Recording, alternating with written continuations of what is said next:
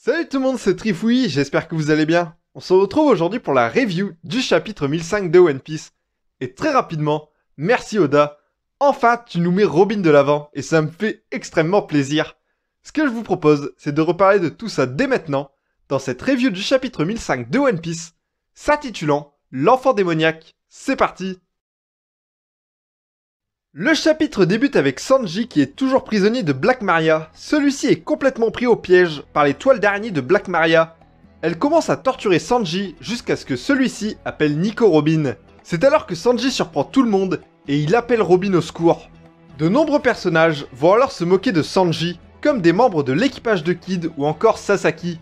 Et heureusement pour Sanji, je crois que Zoro ne l'a pas entendu. Oda rabaisse alors encore une nouvelle fois Sanji, mais je pense que Oda prépare quelque chose de très grand pour le cuistot. Quelque chose qui fera taire les critiques. Black Maria affirme qu'elle veut faire de Sanji son esclave, et c'est à ce moment-là que Robin réalise sa meilleure entrée en scène de tout One Piece, en lâchant une énorme baffe à Black Maria. D'ailleurs en commentaire, j'aimerais savoir si ce personnage portant cette feuille sur le visage était bien Robin ou non. Je vous remercie d'avance. Robin s'apprête alors à combattre Black Maria, ou plutôt l'enfant démoniaque, la Miss All Sunday de l'époque qui est prête à faire souffrir son adversaire.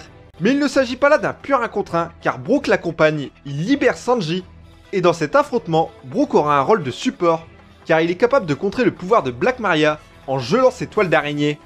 Sanji se dirige alors vers les fourreaux rouges, mais je pense qu'il n'y arrivera pas, car l'adversaire de Sanji sera très certainement Queen.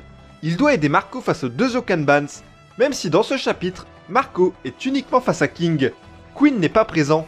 Je pense que Queen se dirige vers Chopper afin de l'empêcher de fabriquer l'antidote. Sanji interviendrait alors pour protéger Chopper. Et comme je vous l'ai dit dans la dernière review, Sanji montrerait à Queen toute la puissance du Germa. Ce combat permettrait à Sanji de briller et pourrait même nous faire crier, car comme Zoro, Sanji doit nous faire rêver. Avant que Sanji ne parte, Robin remercie Sanji. A noter que le dessin de Robin est vraiment magnifique.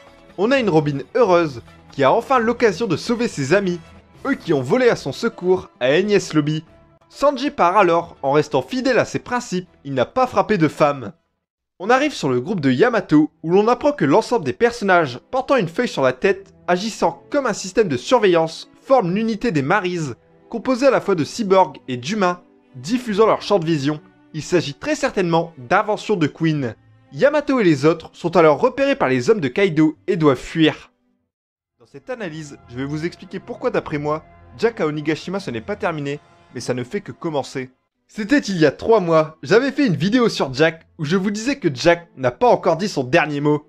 Depuis, j'attendais son retour avec impatience. Et dans ce chapitre, Jack is back.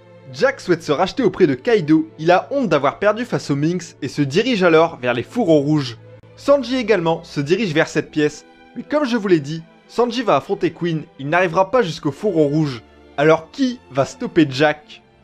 Je pense à Yamato. Le groupe de Yamato pourrait aller vers les fourreaux rouges et tomber sur Kinemon et ses compagnons. Et surtout sur cette 10e personne, qui est selon moi soit Iori ou Toki.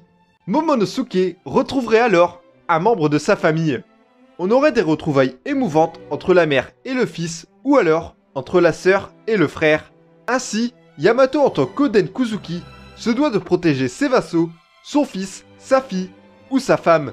Je sais que c'est un peu bizarre dit comme ça, mais vous avez compris l'idée.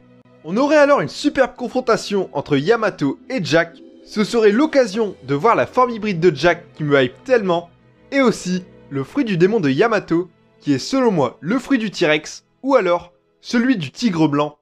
On arrive à la fin de ce chapitre où débute l'affrontement entre Black Maria et Nico Robin. Black Maria sort le grand jeu et ses gros lolos, et on a une Robin déterminée qui aura son grand moment de gloire à Onigashima.